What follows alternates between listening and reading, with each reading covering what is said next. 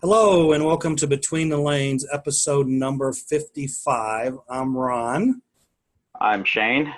and Shane is filling in for Mr. Bean tonight. Mr. Bean is not with us. So, as usual, we will start with some race results. Of course, find us on YouTube, the Slot Racer channel. On Facebook, we're the Between the Lanes page. Go there and like the page, and you comment. You're not in the bucket of drawing names. You will be, as we add those to people who are not in that for future drawings here on the show for cool free stuff. And we will start with the race results. And the winning report this week starts off at Slot Cars R Us, the track down in White House, Tennessee. It was the site of the first annual Nasra Nationals wing car racing. Last week's show, we told you that Group F was won by Jeff Green. John Wilbur was second. Eric Shirey was third. And one motor box, Jeff Cox was the winner, followed by Larry Pellegrini and Paul Peterson. And then, actually, while we were doing the show last week, they were racing Cobalt 12. And the Cobalt 12 winner was Mike Chmielewski, otherwise a.k.a. Big Mike. Rich Kernut was second. Shelby Thomas was third. Ronnie Keener fourth. Tony Griffin fifth. Gary Pitt sixth. Mike Misnick seventh. And Mike Matero was eighth. And I'd never seen a podium shot, so sorry, guys, that your podium shot's not on the show. But I searched high and low and could not find one. But there's the race results for the Cobalt 12 main at the Nasra Nats. And this would be the Hillbilly Box Stock podium, which the winner was Ronnie Keener in the center. Jan Gotthard was second, and Gugu was third. And then in 27 light, Jim Stevens was the winner, with Boyd Johnson second and Buffe in third. Two motor open, Brad Freisner was the winner, Gugu second, Jan Gotthard third. And in the Group 7 race, Brad Freisner was the winner, with Hamilton second and Buffe in third. And shout out to Brad Freisner, who was not only TQ in both two motor open and Group 7, but he also set the new track record in qualifying for Group 7, and also set the new lap record for Group 7 on the G21 Black Widow track. So congrats to all the Nasra champions, and we look forward to seeing when their next nationals will be. There's some rumors out there, but we're not going to go into them, so we'll just wait until we know for sure and go from there. Retro East hosted the Gorski Memorial Race, Fast Tracks in Bechtelsville, Pennsylvania. Sorry to report, don't have any race results on that one. Haven't seen a race report yet. So we'll get back to you on that race next weekend. But that race did happen last weekend. I know they had like 24, 25 stock cars. Never seen how many Can-Am cars they had, but they had a pretty decent field. So Yeah, I don't think I've seen anything about it either. yeah, hopefully we'll have more details on that next week. At Buena Park Raceway, the SCRRA raced on the King track. And in Can-Am, Dale Yamashita was the winner. Duran was second. Brian Warmack third. And the F1 race, it was Alex the winner, Sam Rackham second, Dale Yamashita third in that. AWRA was at Thunder Road in Saluda, Virginia. And in the Legends class, it was Bobby Smith the winner, Bobby Prout second, and David Gray in third. Is that the Legends? Yeah, that's the Legends. And then in the Sportsman class, it was Joe Schiffel the winner, David Strouser second, David Gray in third. And in stock car, I think I got this backwards. This would be stock car. So the stock car winner was Bobby Smith, and Bobby Prout was second, and David Gray was third. So Oh, I got that backwards, but I got it backwards. And the Concord Hardbody Classic was at the Slot Car Track Concord, home of the 2019 U.S. Race Scale Nationals. And Shane attended that race. And I know that there was 12 teams. Mm-hmm. First place was Walker and Big Money Carl.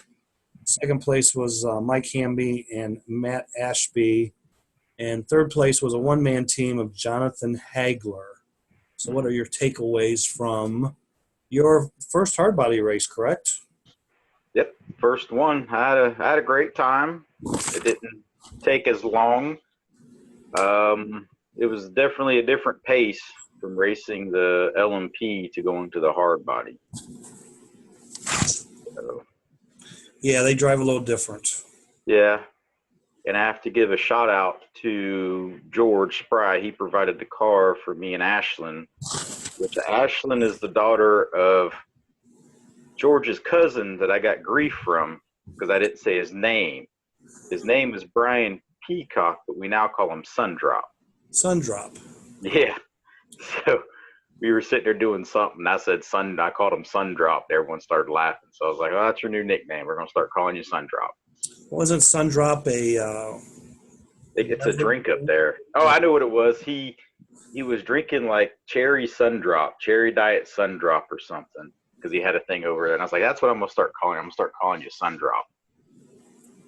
And then Bobby came up Saturday morning. I have to give a shout out to him as well. Me and him, we tuned on the car probably up to the very last minute before they started screaming for us to get it in tech. Because I was cutting body away, taking weight away, adding weight, cutting tires, truing tires.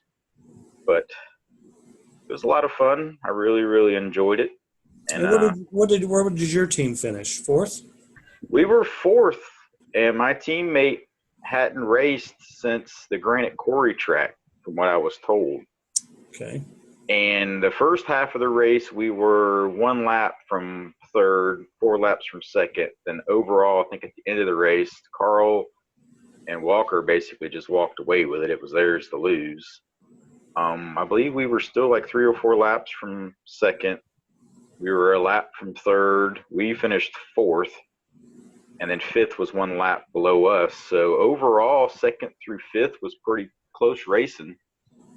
No one lost a motor. I think one team changed a motor, but I don't know if the motor was just laying down or they just wanted to change it.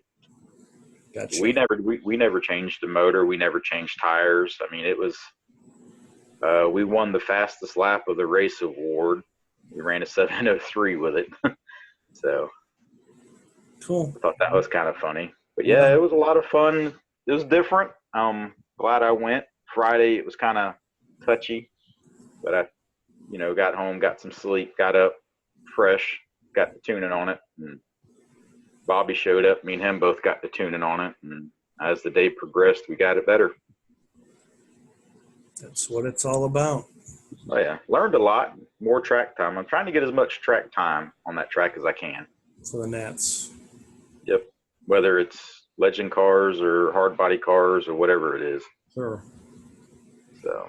All right. So the British Slot Racing Association had their 124th Internats on the 2019 ISRA track. Second race on the track.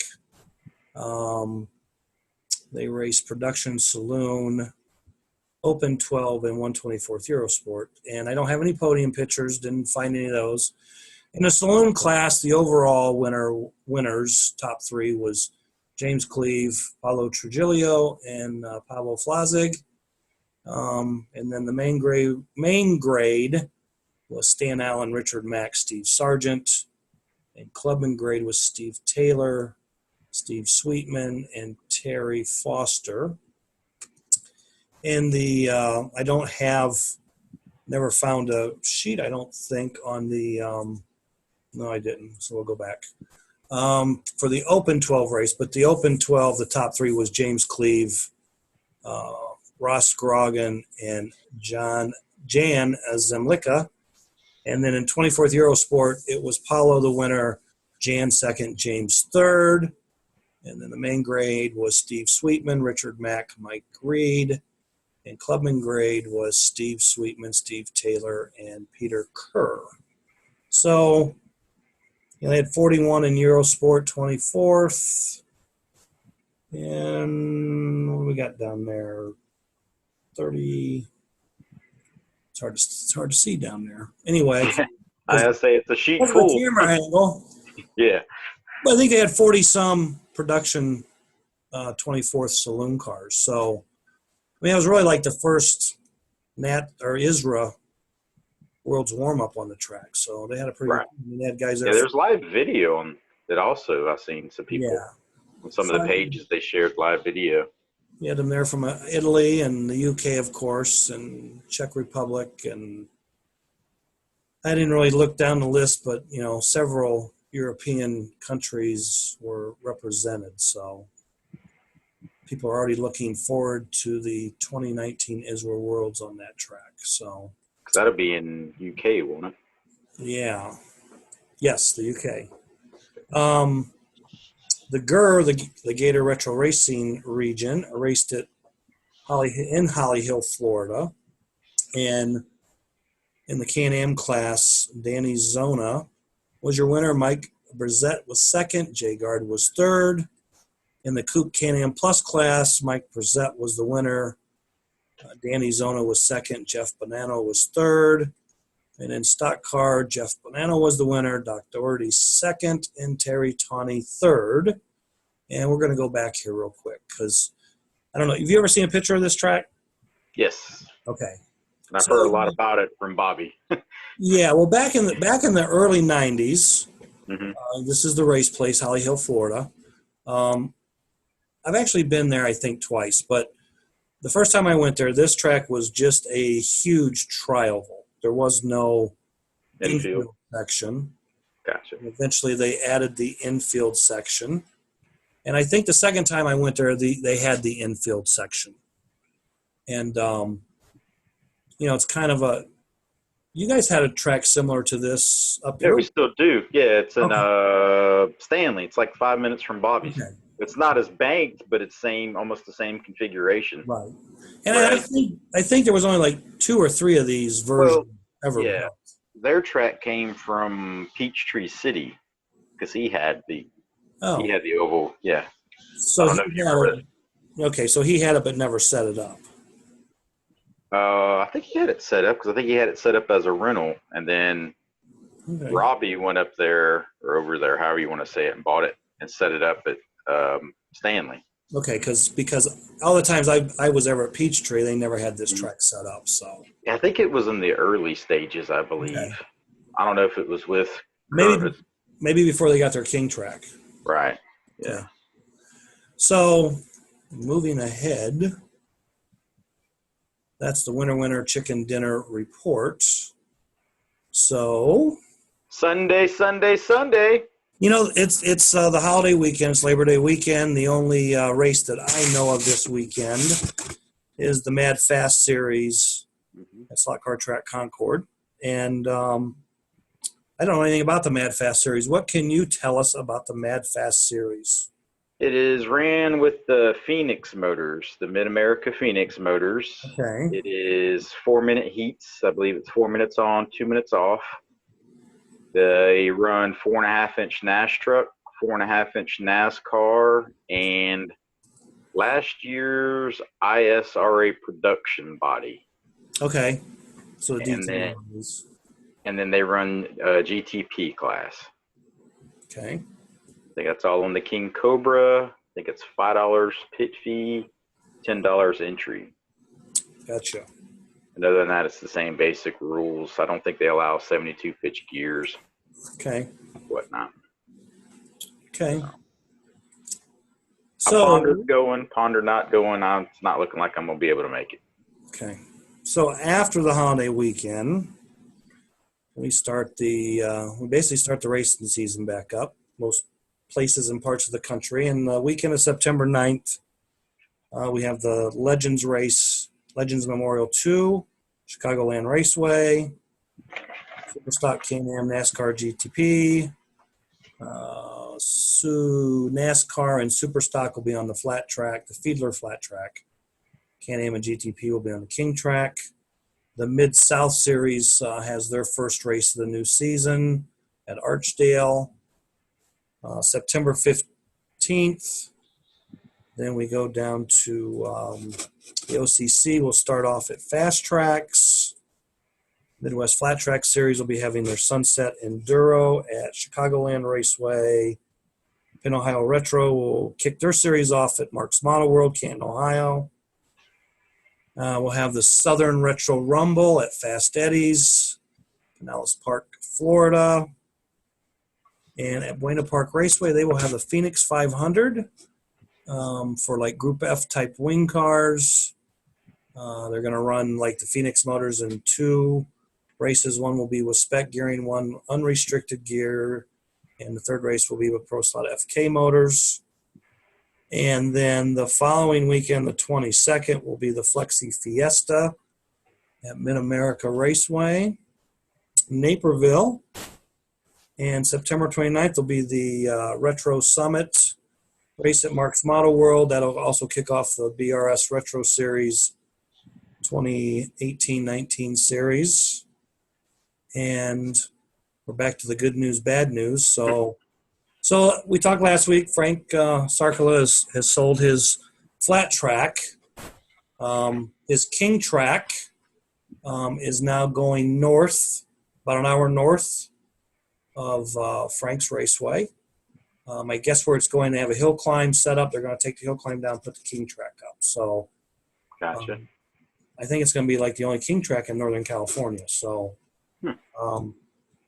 good news, kind of got better. I mean, like I said, Frank's closing and everything. He's retired, but Right. now his tracks will live on in 2 other raceways, one that exists and one that's soon to happen. I don't know how soon, but Right.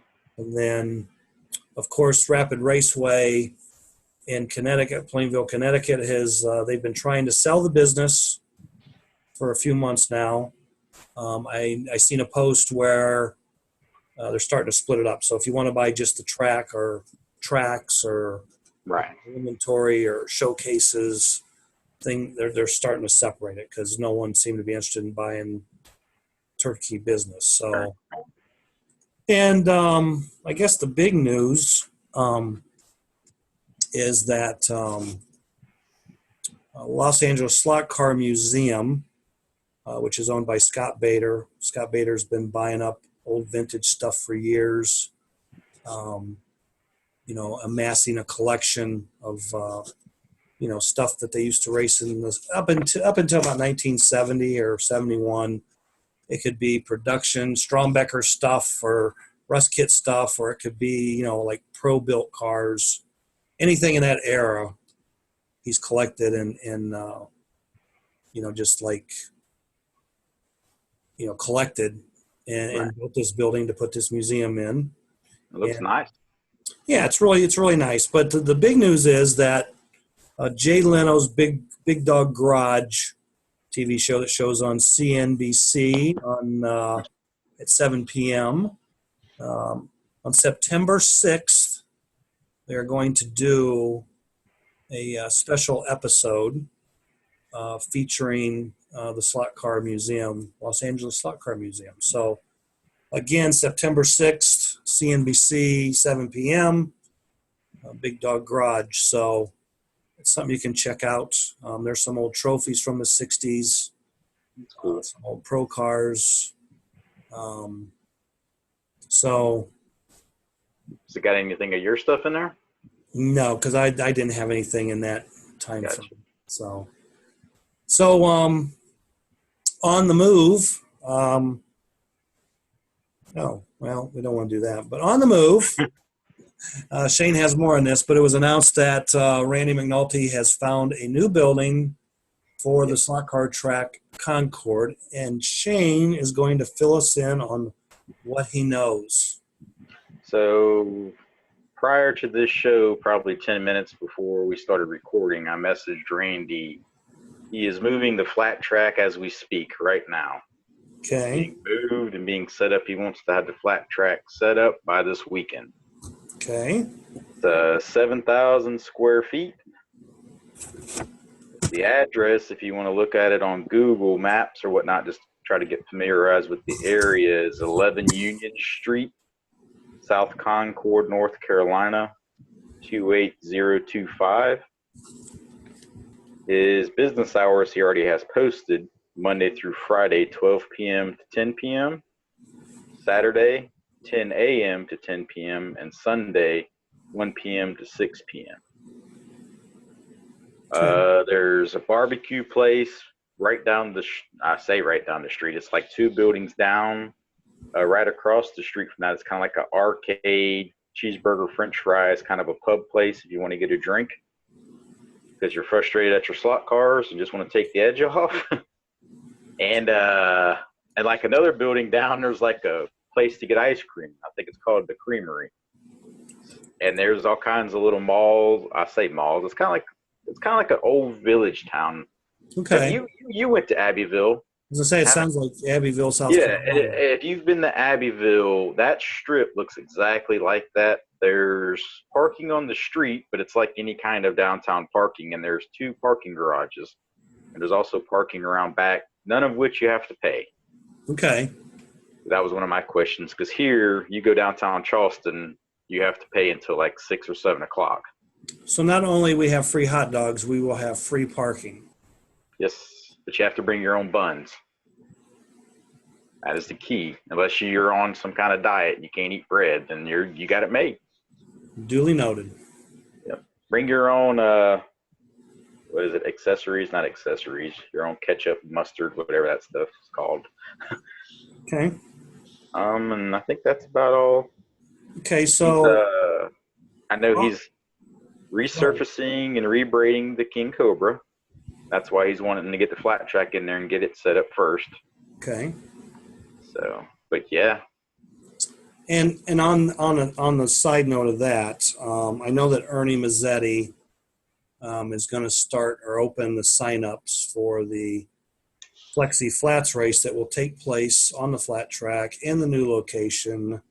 I believe it's November 17th, 18th is the date. So we'll have more information on that in the upcoming show. But yeah, I mean, all the pieces of the puzzle are starting to come together. So also on the move, we talked a little bit ago about the oval road course at Race Place in Holly Hill.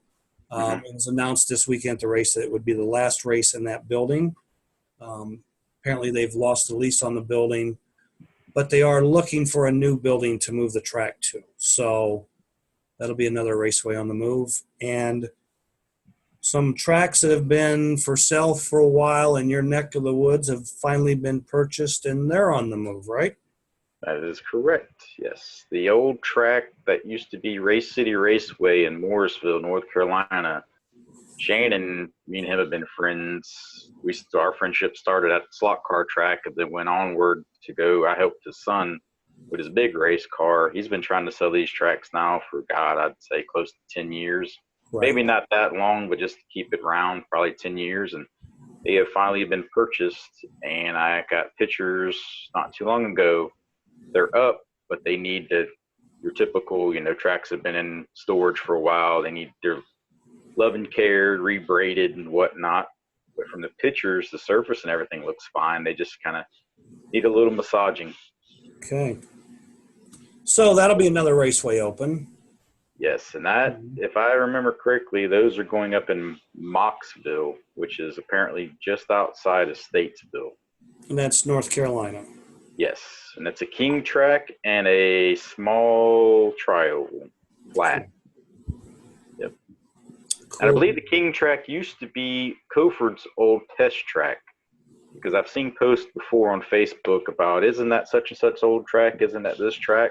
Yeah. So it's not a punch bowl. It's definitely a driver's king track. That would have been the 1996 World's track. Gotcha. The sides on it are yellow whenever Shannon had it. He may paint it. The surface, I believe, is gray. Okay.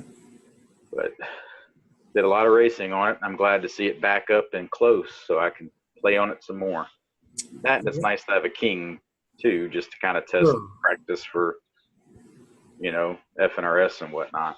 Right. Yeah, that track was built in 95, 96. It was in the Concord building, separate from the manufacturing, of course, but it, Right. separate for the track and pitting.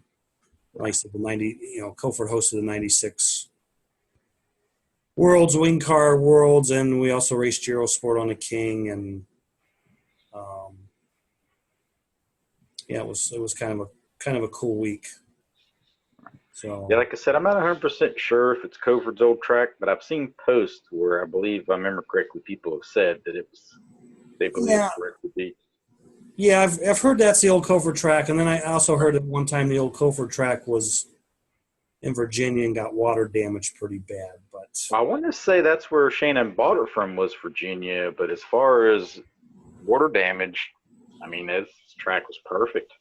right, so I mean, it's in storage now, so I mean, I'm right. sure it's gonna have its climate control, but still, I don't care what they say. They can say, sealed tight storage. Yep. It never. It's always something, No. So.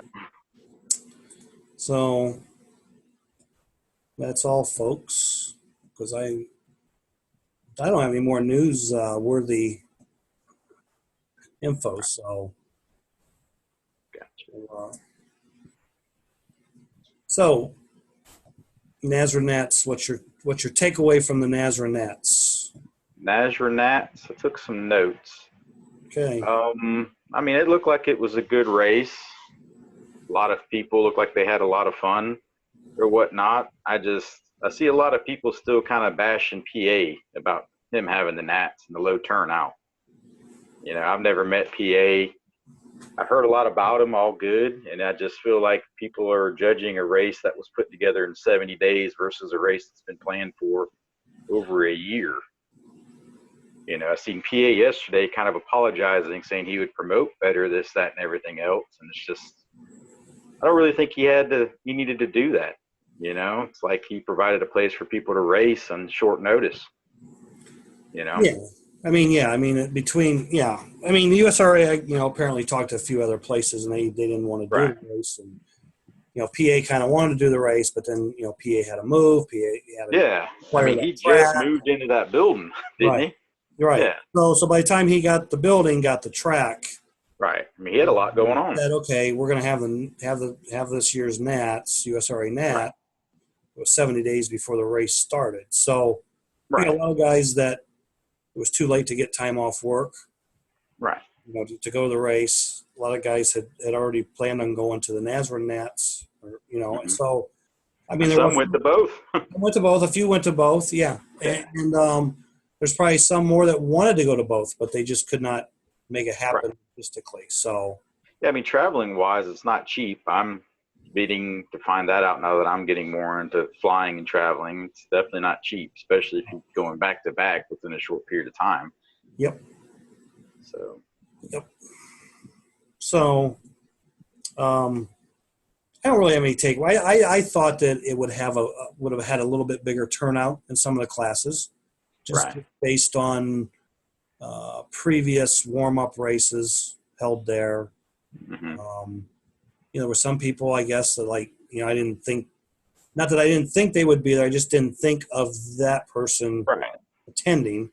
But then there were several people I thought would have been there that weren't there. So, and I don't know the reasons why. I'm not sure. That's like me. I mean, next year, PA's having the Nats. I've honestly considered going. I've raced wing cars before. Right. I've always wanted to visit Texas. Right. I've heard nothing but good news from PA. Russell, he went and said, oh, track's beautiful, the area's nice and all that. So it's just like, yeah, if I can get the time off, why not? 2 Nats in 1 year, I'll go for it. Right. But I mean, the racing was very good at the Nasra Nats. I mean, it was. Yeah. I just wish their live feed had audio. That's my only gripe and complaint. It's something about listening to the cars and everything, and kind of makes you feel like you're there. And I know some people say, oh, why didn't you go? Right. Well, that's what I always say. If you really want to know what happened, you should have been there. So. Right. But yeah, I mean the whole streaming a race has spoiled a lot of us. Hmm. You go to expect, you expect it to happen. Right. Oh, Um, I'll be the first to admit I'm constantly. I think I've texted you. Anyone live? You right. know. I mean, like PA's live feed and his camera angle was like one of the best for a king track Right. that I've seen. I mean, it's similar to Tom Thumb in Columbus when they do the R4. Yeah, I think I've seen some of that before. So you can actually see the cars go down the straightaway and come out of the bank. And Right. Tracy's placement, you just could not see the He's don't had different angles, and sometimes he's had audio, sometimes he hasn't had audio. right. And then You know, and I was, they said they left the audio off so some people wouldn't get butt hurt over comments. yeah, that's what I was going to say. Because I mean, there's been times I'm guilty, not realizing, oh, we're live. I'll drop an F bomb or Right, something happens, and it's like, oh, the camera's right there. right, Oops, right. it's kind of like, sorry. Yeah. So, I mean, like I said, I mean, I think the race was well attended. It was Hmm. good racing. New Group 7 qualifying Oh yeah, lap what is it record at? for U.S. records. Right. Yeah, I So watched a good bit of that race and whatnot.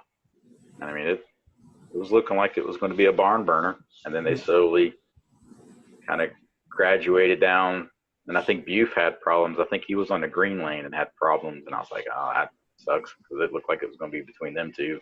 yeah, it kind of seems like everybody had. I mean, if you look at each race, like in the Group F race, I mean, I think the top three guys were only separated by 3 or 4 laps. I mean, they're really Right. close. Maybe the top 4. One motor box, I think Jeff won by a considerable amount. Yeah, I think Jeff got Um, the old can opener out and started twisting it. yeah, and Cobalt 12. I mean, Big Mike just kind of. I think he won by 12 or so laps. Which they run a lot of that stuff in Texas, don't they? Isn't Cobalt Big 12 Mike's kind of from big? Michigan, but yeah, I mean, Texas Oh, is where Cobalt 12 right. kind of the king, and then um, Hillbilly Box. I mean, Ronnie Keener he had every answer for them. I mean, Yeah, super nice guy. I met him in Peachtree. right. I mean, he just ran consistent high lap totals. And Was he's been there quite a few times also, because I've yeah, noticed a lot of the probably wing car race. probably 3 or 4. Yeah, and then someone was asking, is he from Ohio or is he from Yes, New York? he's from Ohio. He is Ohio, from okay. North Ridgeville, I believe, which is up by Lorain, Elyria, or in between then Cleveland. Okay. So and he's a long time racer. I mean, he raced box stock cars back in the early '90s Right. to mid '90s. Yeah, 'cause when we were at Peachtree, it was him, I think, Mark Pope. Mark Propey, Yeah, because you had the hotel we all stayed at, and then there was that McDonald's right there. And me right? and Bobby went into the McDonald's and seen them. We were like, hey, you want to sit with us? We'll chat a little bit and kind of talk. Yeah, So, so Ronnie. I mean, Ronnie's raced. I mean, Ronnie raced. Since he was a kid. I mean, he's taken time off here and there, but right. because Ronnie was second or third at the '93 Nats in Reseda, California, and maybe he was either second, third, or fourth. He ran a ton of tri-state races in Ohio. He used to run like the Ohio Challenge Cup races and Right. stuff like that. Then there was a period of time that there was like no wing car racing in Ohio. Right. And then, Mark's Model World, when they got the new King track, they started racing Group F, and Ronnie started racing over there, and Mark started racing over there, and it kind of became a little team. And Right. because Mark is an old Perfect Slot racer, which was a track on the south side of the Cleveland area, opened in like '88, '89, and Mark raced there. Ronnie's one of the original, like, kind of slot shop guys from Elyria that raced a lot on the American Orange there. And so it was good to see. And then 27 Light, Jim Stevens just kind of annihilated him. two-motor open. I think Brad just was the only one to really run trouble-free. And pretty much the same thing in the Group 7 race. So, so good job, guys. And like I said, up until Brad won two-motor open, there hadn't been any class won by a former USRA national champion. So yeah, because it was all. I think me and you talked about it. The fact that it was all kind of new, but not new names. right, The unusual winners were winning. right. Well, and, somebody I think posted on Facebook like it's nice to see different people winning. Yeah, that was me. Okay, so Yeah. I just remember seeing that post, and Yeah. and prior to that, I'd write Group F, none of these guys have been won by a former national. Yeah, Jeff Green seems like he has kind of the Group F class kind of down there because he races Group F a lot, and he's always within the top 3.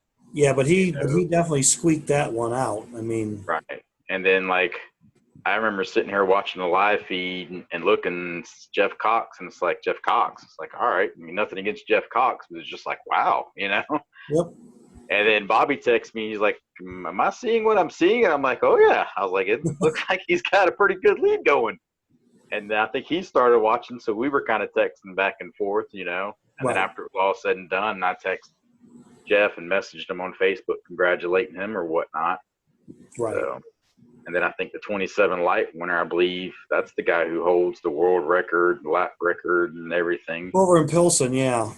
Yeah, so I think he's a repeat. Is he a national winner? No. On the USRA side? No. Jim Stevens is an old Group 7 racer that raced Group 7 Pro. He was, he used to race for Team Cayman back in the, early 80s. Right. I don't know. I don't remember exactly how long he raced. He kind of took time off. Right. Went away, did other things. Came back. I think all of us have took time off, it seems like. There's always that period. Yeah. Right. Yeah. But I remember Jim wouldn't race, but he would show up at races and hang out and help people and stuff. So he was kind of always in contact. Right. For a while. Kind of keep it in the. Right. And then when you go through the phase, there's no tracks. Because that's what happened to me, basically. The track here locally closed down. It's just like I was on a drive, so it's just kind of like, all right. So I got into sports. Right. And see, that was something that I thought about. I don't know if it was last week. But I'll have to ask Larry Kelly this when I see him in a couple weeks. Right. But in my time of racing, since I started racing, when I started racing, if there was a king track, and it was American King. And then about 83, 84 was the first Hossey King that I seen. Well, the first Hossey King was in 82 in Centerville. And then there was a couple in Bradley, Illinois, and then Jerry in Chicago got them. So, there was never an American King track in Chicago from 82 forward. There's never been an American King in the Chicago area. Right. So, and I don't remember ever reading or hearing much about any American King tracks in Chicago back in the heyday in the 60s. But I got to believe that there had to be at least, there was the King track up in Milwaukee, hour and a half or so north of Chicago. Right. But, there was just no American King in Chicago. Right. So I need to talk to Larry and see if there was any in Chicago back in the day. Right. Evanston and some of those far out cities don't count, Larry, but in the greater Chicago area and suburbs, I just don't know of an American King track. That's just this area, at one point, South Carolina, North Carolina, kind of the border or whatnot, I can remember one time there being 8 ovals on the series. Right. Mid-South racing, and then a couple of King tracks. And then it got to where we raced on hill climbs and then a couple of Kings. And now the closest thing we have to a King is Randy's King Cobra, but then you know, with the King being bought and set up in Moxville, it'll be another King track here. So it's kind of like, all right. Right. Yeah, when I first started racing the series, it was like, man, y'all can race on a lot of ovals. It's kind of boring, you know? Right. Right. It's just like, all right, well, that's what y'all were. Because, I mean, you'd go to a track and they would have like an oval, and they always raced 4.5-inch NASCARs on the oval, you Right. know? So it was just like, all right. And then you would have like a hill climb, or you'd have a King or something else there. But it just seems like we raced everything on the, like, you go to Anderson and that's all they had was an oval. Right. And I mean, racing GTP on an oval, it was fun just because how fast it was. But I mean, if your car was good, it was just Right. Right. so. Right. But yeah, And I think Randy McNulty told me they're going 4.5-inch on one of the ovals at the Nats. see, that's kind of another thing is the oval that he currently has. I want to say he may be selling it and getting a totally different oval. Okay. I believe he still has Anderson's oval. Yeah, he told me he still has an oval that Mm-hmm. that's probably what we'll race on if he doesn't get something different. Right. And then there was a track that was posted maybe a month and a half or so ago. It was a newer, flatter tri-oval, kind of looked like Pocono. Okay. And I tagged him in it. Now, I don't know as far as if he's touched base with that person or what he's doing. Right. But I'm thinking that for the Nats, it's not going to be the oval he currently has. It may be a newer or a bigger one. Okay. So. And a couple weeks ago, I mentioned on the show, or I mentioned on the show, about there used to be a CD that had all the Yeah, I remember you. Yeah. of Car Model Magazine on it. Right. Somebody emailed me actually. Mm-hmm. They gave me the information. I contacted that person, and yes, they are still available. And I will be ordering one this week, but I'll also ask his permission to share that information here on the show next week or the week after. I'll send him an email here tonight when we get done with this. But I did send him a post information. He gets flooded, and he really didn't want to do that. So Right. So those are available. I don't know if they're available to everybody, and anybody that wants them, I don't know why they wouldn't be, but I want to make sure before I put that information out there. Right. So, yep. So that's in my follow-up folder. Follow up. Yeah, I started me a little notebook now. I got notes I'm gonna start taking because it seems to kind of be more of a Wednesday thing for me. So it's like, I guess now I need to start keeping notes and jotting stuff down as we go. Right. In case I need to be a fill-in, I'm not just sitting here like, yeah, okay. Right. You know. And then Ralph's busy again this week, so.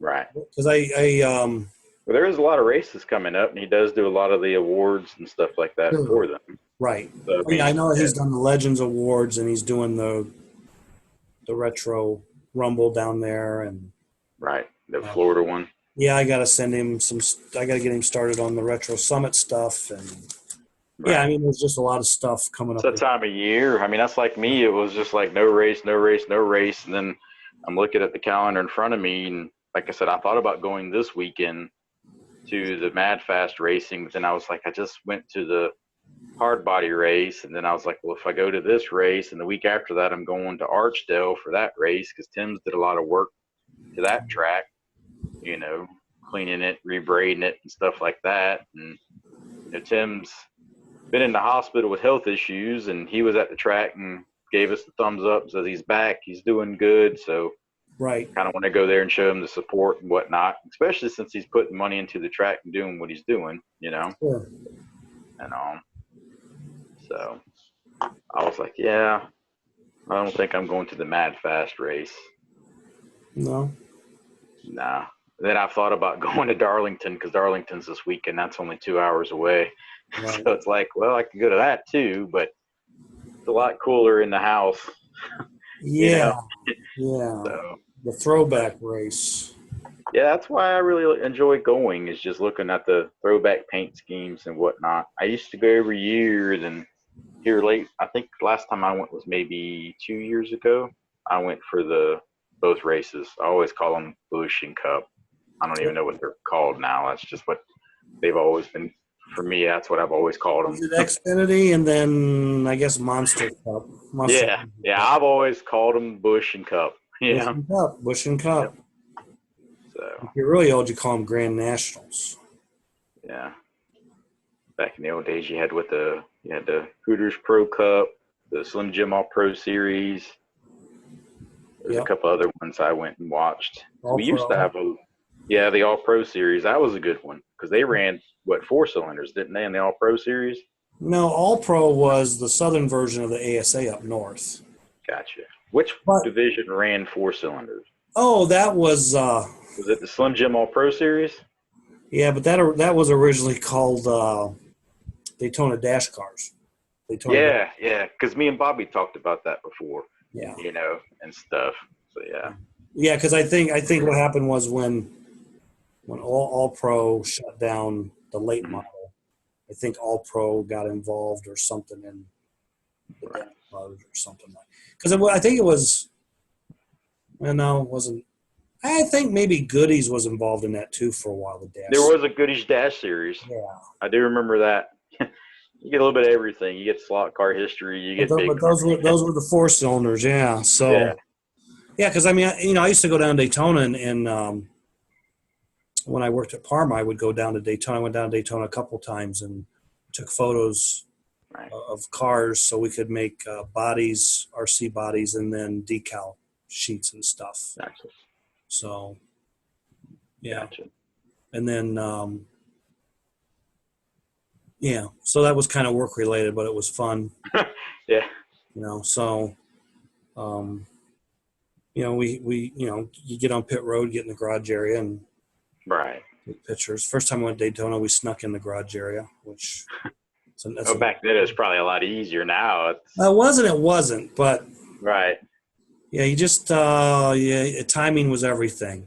So, but I tell you what's kind of where you can draw similarities. Okay, so like when you go in the NASCAR garage, everybody kind of respects the other team's area. Okay, so you can look over and see what they're doing and stuff, but you just don't go over there and stick your nose in unless you're invited. Right. Okay, and no one touches anybody else's stuff. Right. It comes up stolen or missing. It's kind of like slot car racing. Right. Where, we have our stuff laying out all day long. Yeah. And fortunately, nothing ever comes up missing. So, things come up misplaced. Right. Maybe sometimes somebody might go home with somebody's tech check or something. And, so, I mean, there is a mutual respect. Kind of like full scale racers and I don't know what you want to call us, little scale racers. Right. Like people, they ask me all the time, you going big car racing or little car racing? Because at one point it's like, 1 week I was at the slot car track, the following week I was at the big track. You know, that's what everyone like at work would always say, big car, little car. I'm like, no, this is the big car. Oh, okay. Right. But, the basics in both, I mean, as far as preparation, thinking, engineering, testing, trying, just like the real guys do. I mean, we're the same way. I mean, the top guys in NASCAR are just as, our top guys in slot cars are working just as hard as the top guys in slot cars. I mean, always looking. I was cutting armatures before we started this. Right. Yeah. Always working, always looking. Yeah, always working, always looking. Staying within the box or within the rules. Oh, yeah, I got bounced out of tech a couple times this last weekend. It's funny. But it's it's always easy to just point the finger at the guys that are doing good and saying, well, he's cheating or whatever, and he's just working harder, or he might just be a better driver to begin with, and he stays on better too. I mean, well, that's what a lot of people were talking about this weekend was the fact that they were like, well, where's Bobby? It's like he didn't want to race this. He's going to come up here later on to hang out, but he's not racing. They tried to get him to race, and he was just like, no, he brought the dog. So that was kind of his excuse. I got the dog. I got to go back to the house. And I left the controller at home. Yeah, yeah. He didn't bring it. He was in flip flops, just hanging out Right. and all. But I mean, a lot of people were just amazed that the race was as close as it was, with the partner that I had. And I was like, she can drive. She's raced slot cars. It's just like you said. Friday night, I told her, bring your glasses and get a good night's sleep because Friday practicing, she didn't have her glasses on. So I was like, Shane had the Janet Guthrie of partners, not the Danica Patrick partner. so, but Your car didn't get destroyed. Your car finished the race. no, yeah. I mean, I kept telling her, make laps. You don't have to go fast. Make laps. I was like, if you're not making laps, we're not doing anything. Right. And then the first stint, we turned, I think it was 614 laps. And I kind of broke it down to her and said, hey, high heat of that race was 82 laps. You turned 76. That's good. It's close. It was her first race in how many years? Since Granite Quarry. So, I mean, Granite Quarry's probably been closed, if I had to take a lucky guess, 5 years maybe. Okay. I'm sure someone could comment on here. Right. But, yeah, and I mean, hasn't touched a car or, she was up there like the week before practicing, but I don't know if she was, I think she was more so just making laps. Right. And then like Friday, I just kind of, I don't really know if feeling her out would be a good word to use, but I was just kind of watching her. You know what I mean? I was feeling out my partner. Yeah, So, and then, I told her, well, bring your glasses. And then Bobby came up there and Bobby was like, well, let's get the car set up to where you can push it to the extreme and it doesn't come off, because if we get it there, she should be able to drive it comfortably. Right. And if there's a mistake, the car won't react to it. Correct. So I was like, all right. So the first part of the race, we turned 614. We took a break because they did all their stuff they did. And I told her, I was like, got the jitters out now? And she's like, yeah. And I was like, we're still close. We could finish, in the top, 3. I was like, it's, it's a cold day in hell to win this thing because Walker and Carl, they were just top of the class, right. And I was like, but we could possibly get a second or get a third, And I mean, my biggest thing was I just wanted to finish it, and I wanted to be in front of her dad, Byron, because she can trash talk her dad, Right, right. And then after it was all said and done, I told her, I was like, well, we did better because the second stint we turned 621. And I was like, we averaged more laps. And, it was kind of funny because I'd be over there just kind of hanging out drinking water. And she'd be like, I didn't come off at all that whole heat. I was like, there you go. I was like, that's all you got to do is just make laps. Right. Or she'd come over and say, I came off twice. And then I would look. And before where she was averaging 76, she was now averaging 78, 79. Right. And she was running like 7.3s and 7.4s lap times, which before she was running like 7.4, 7.5, 7.6s, which I mean, I didn't change the tires. So obviously the car was lower and handling better, but she was getting comfortable and going faster. Right. And she beat her dad. So that was kind of funny. And then when it was all said and done, we were one lap from third, and I told her, I was like, that's not your fault. That's my fault. Right. I was like, I should have got that one lap for us, not you. So I think she had fun. I gave her a T-shirt. We were picking on her dad, telling her dad he's going to take it home and cuddle with it, call it his binky, because it was one of my Port City T-shirts.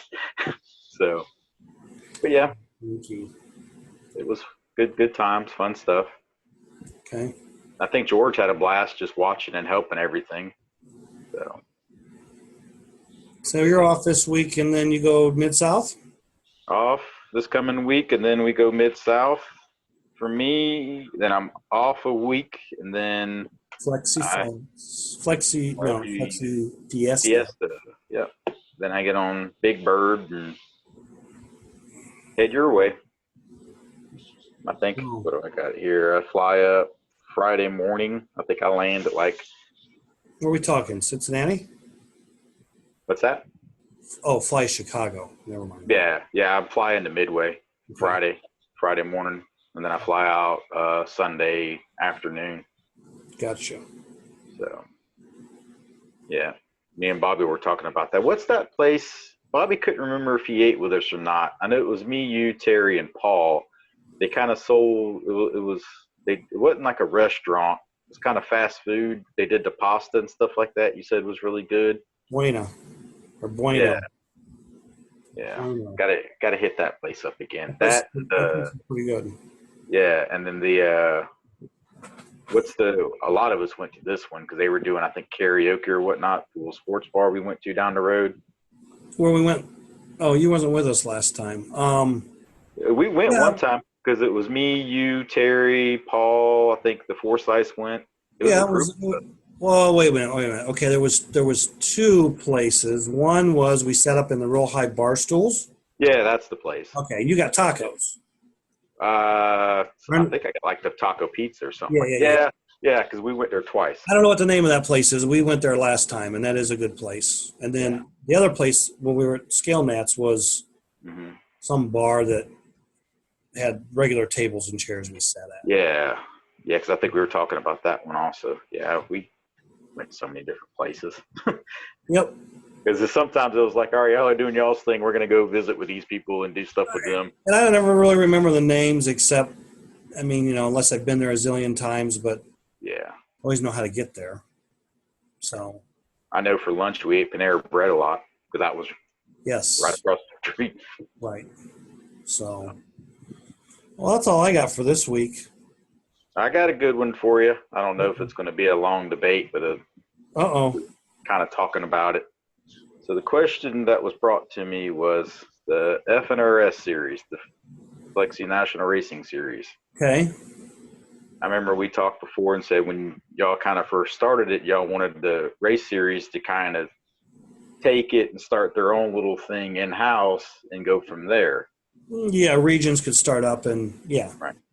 The question that was brought to me was, why do we still run the Retro Hawks in it, being that a lot of these tracks don't like them and don't want to run them? Well, I think there will be some changes next year. Gotcha.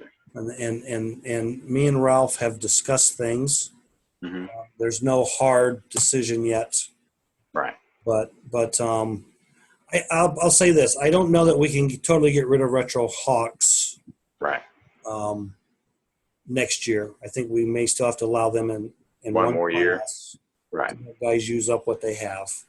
Right. But that's kind of what I said. But I believe there will be some changes in two classes or yeah. Gotcha.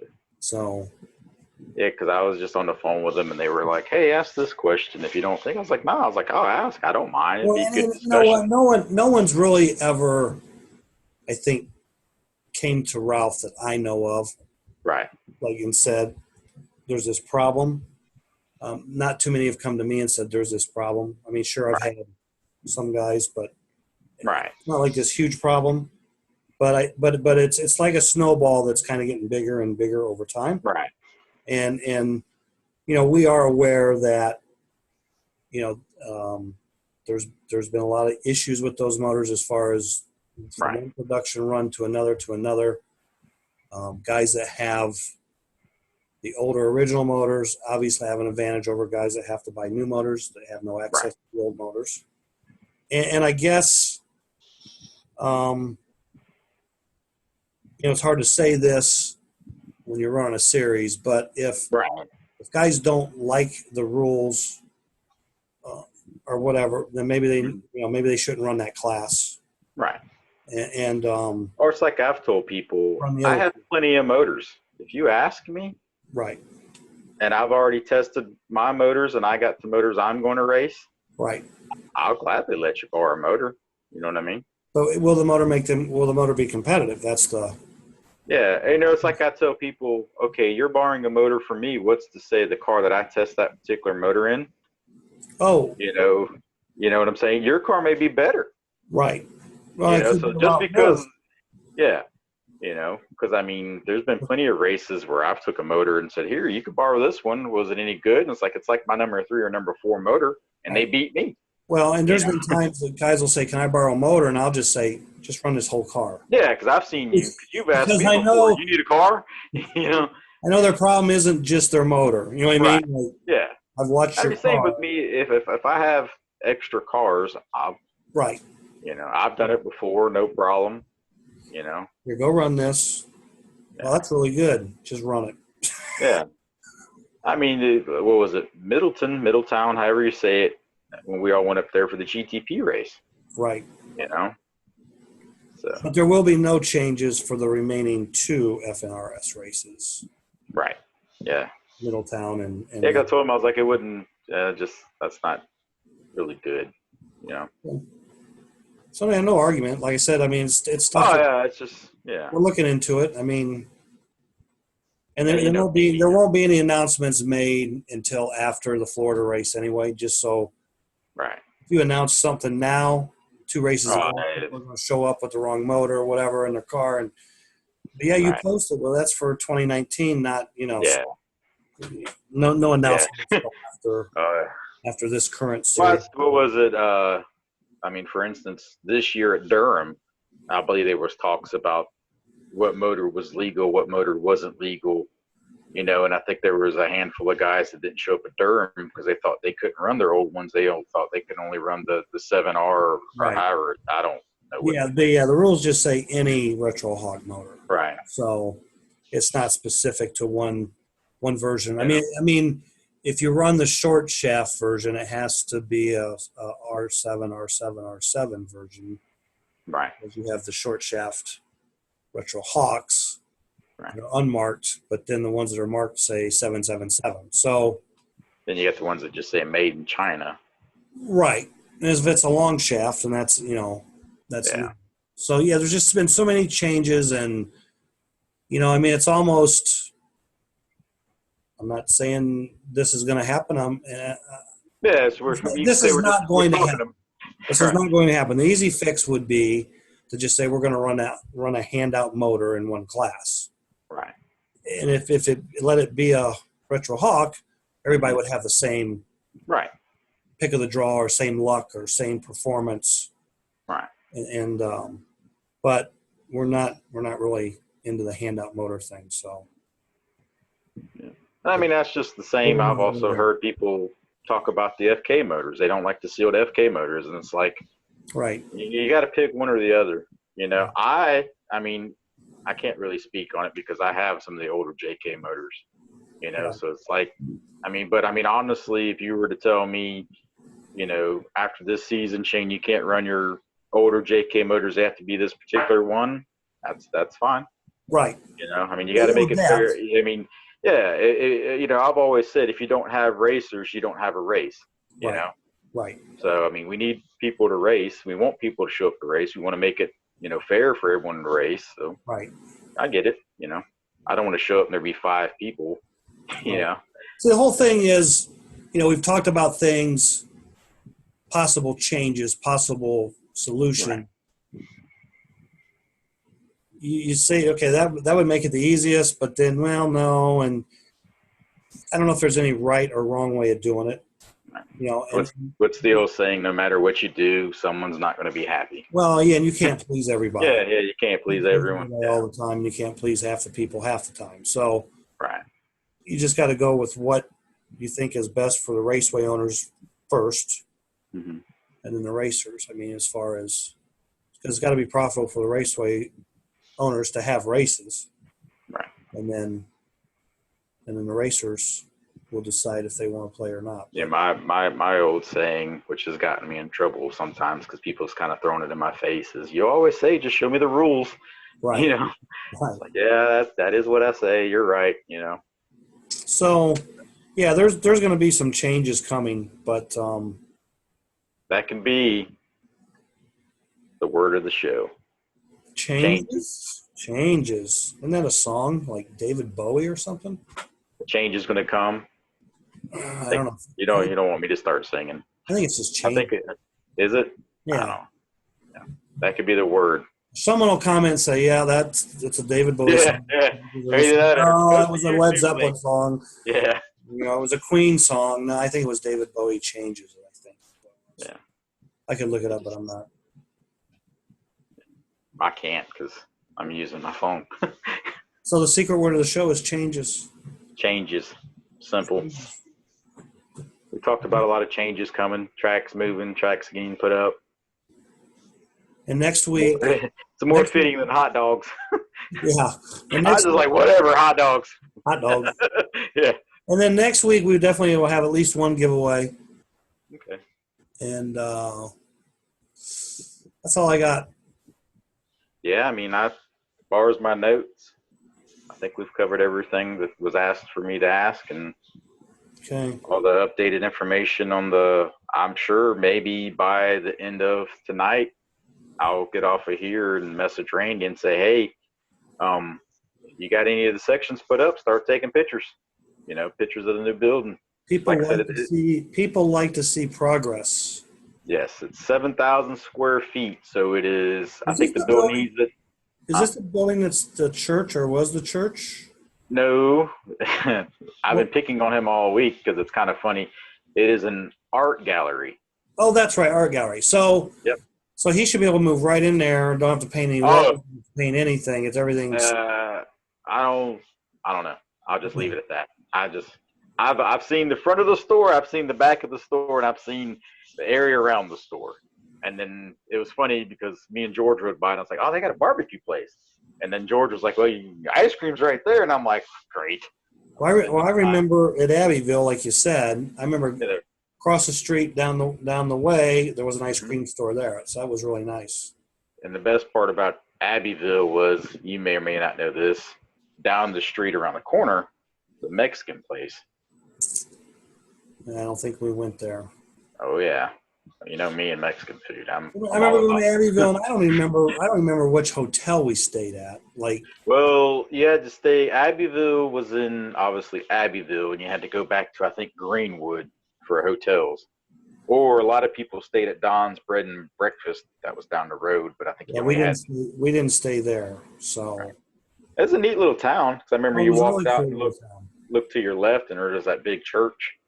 Yeah, go down and get your car blessed before you race it. And then, like you said, across the street was ice cream place, hot dogs and hamburgers, and then around the corner was kind of like a little. I don't know. It was kind of like they had benches where you can just sit and kind of people watch and just stuff like that. Oh yeah, it was really cool. And I mean, this is just, I guess you could say my opinion is, I think where he's moving the track now, he will have a lot more foot traffic because it's more so kind of in town. Right. And he said that, Randy said he went down there a couple of days ago and just sat on a bench and just watched. And he said it was just constant traffic and people, So. Yep. Yep. Yeah. I'm I'm happy for him. I'm excited. I'm looking forward to it, New build, new place. I mean, same tracks, but I mean, Randy's probably going to put a lot of work into the King Cobra, while he has a flat track up or whatnot, because that was his plan, was to get the flat track up, do the work to the King Cobra. So. All right. On a closing note, Cap Henry did not have a good weekend last week after winning 4 weekends in a row. It all came to a sudden halt, I think, in the B main or something when the motor quit. So She gave up the White Ghost? Changed motors, raced her way into the main, and I don't know. Didn't win. Gotcha. So, hey, 4 in a row is nothing to hang your head low about, though. It was a good money month. Yep. So that's all I got. That's all I got. Everyone have I guess, would we say good and happy Labor Day? Yeah, good holiday, safe holiday. Hamburgers and hot dogs. You doing anything, or you just staying around the shop? I'm staying around the shop. Yeah, I'm probably get ready for Archdale. Start to get ready for the upcoming racing season. Because you're about to get busy too, aren't you? Oh yeah. Yeah. Yeah. Looking forward to it. I've been busy with non-racing stuff, let alone trying to race. Well, nothing against Ralph, but he's starting to cut into my Wednesday. Your playtime?